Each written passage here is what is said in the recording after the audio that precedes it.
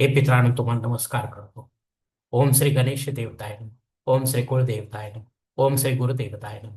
ओम सर्व श्री इष्टलिंग देवताय नमो नमः. शिवशनाथ मित्रांनो, मी कडाप्पा परत एकदा आपल्या समोर हजर आहे. माझ्या धर्मकरम चॅनलमध्ये आपले सहर्ष स्वागत करीत आहे.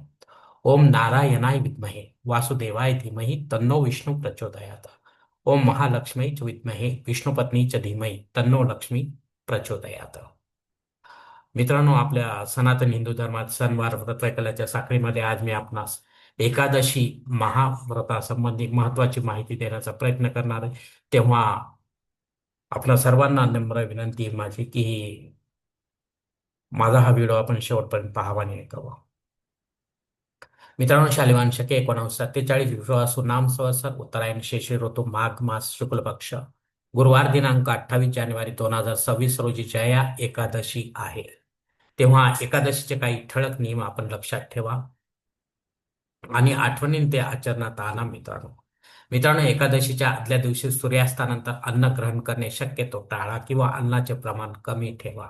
अचानक औषध आले असता केवळ उपवास करावा आणि माळेविना सतत मंत्र जप सुरू ठेवावा. कोणत्याही देवतांचे प्रत्यक्ष दर्शन मात्र घरीदारी वा मंदिरात कुठेही घेऊ नका. मित्रांनो, आज अग्नी पृथ्वीवर हजर नाही, त्यामुळे नव्याने हवन सुरू करता येणार नाही आपल्याला. रेग्युलर आपण करत असाल तरच आपण हवन करू शकता.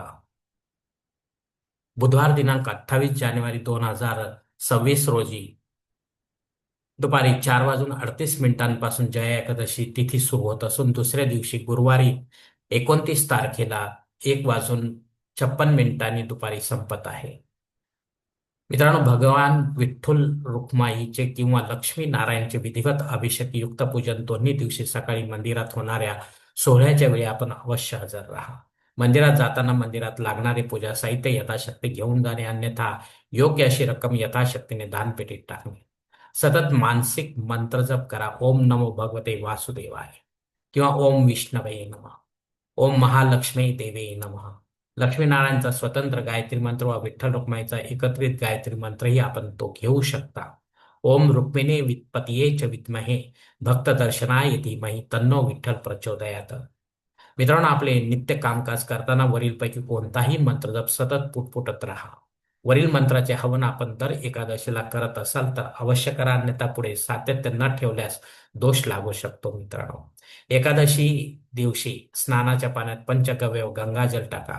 गंगा कवच म्हणत स्नान करा. स्नानानंतर 10 वेळा महामृत्युंजय मंत्र आपल्याला जप करायचा आहे. मंत्र जप दक्षिणेकडे तोंड करून. मित्रांनो, अंग कोरडे करत सूर्योदयापूर्वी पितर सेवा करा. पितृस्तुती पठन करा. बाह्य शांती सूक्त व पितृसूक्त पठन व हवन करा.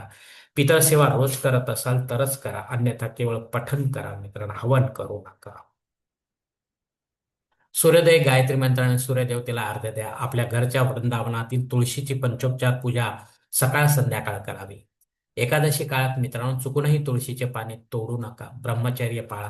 कोणत्याही लहान मोठ्या जीवाची हत्या करू नका. गोमातेला ऋतुफळांचा घास जरूर खाऊ घाला. कामविषयी सेवन करणे तसेच दुपारी झोपणे व केस व नखे कापणे इत्यादी कामे कटाक्षाने टाळा. फराळाचे खानपान थोडं कमी करावे. एकादशी काळात दूध व दुधाचे पदार्थ वा ऋतुफळे वा त्यांचा रस ग्रहण करावा. फराळाच्या व अन्नाच्या नैवेद्यात तुळशीपत्र अवश्य ठेवा. आज तिखटा मिठाचे पदार्थ अजिबात खाऊ नका. मित्रांनो, अन्यथा आपला उपवास बाटेल. रात्री विष्णू सहस्त्रनाम थोड्या मोठ्या आवाजात पठण करा. आपण स्वतः रात्री थोडे जागरण करून एकट्याने भजन कीर्तन करावे. एकादशीचा उपवास न करणाऱ्या भक्तांनी किमान या एकादशीच्या दिवशी तांदूळ वा तांदळाच्या पदार्थाचे सेवन करणे कटाक्षाने टाळावे. मित्रांनो, तसेच वांगी, मुळा, कांदा, लसूण, मसूर डाळ, पांढरी मीठ व मध इत्यादींचे सेवन देखील टाळायचे. मित्रांनो, उपास सोडण्याआधी ब्राह्मण देवतांना आपल्या घरी बोलावून त्यांना संकल्प सोडून अन्न, वस्त्र, जानवे जोड, तुळशी माळा व दक्षिणा इत्यादी यथाशक्ती विधिवत दान करावे. गोरगरिबांना अन्न, वस्त्र देखील द्यावे. शुक्रवारी सकाळच्या देवपूजेत देवतांना दाखवलेला नाश्ता नैवेद्य आपण ग्रहण करून उपवास सोडू शकता. मित्रांनो, कारण हरिवास काळ हा संपलेला असणार आहे.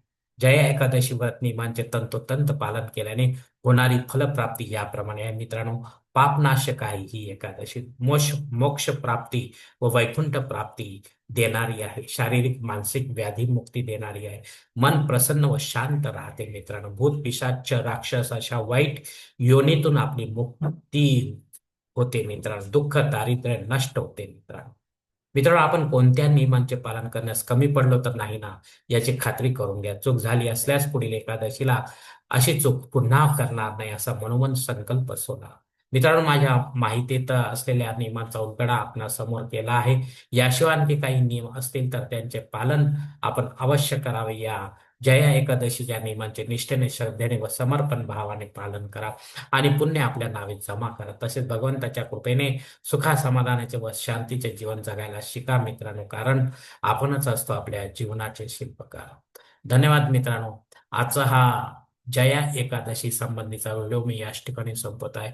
आपण जर माझ्या मताशी सहमत असाल तर कृपया माझे धर्मकरम चॅनल सबस्क्राईब करा, लाईक करा, आपले कुटुंब व मित्रपरिवारासह शेअर करा.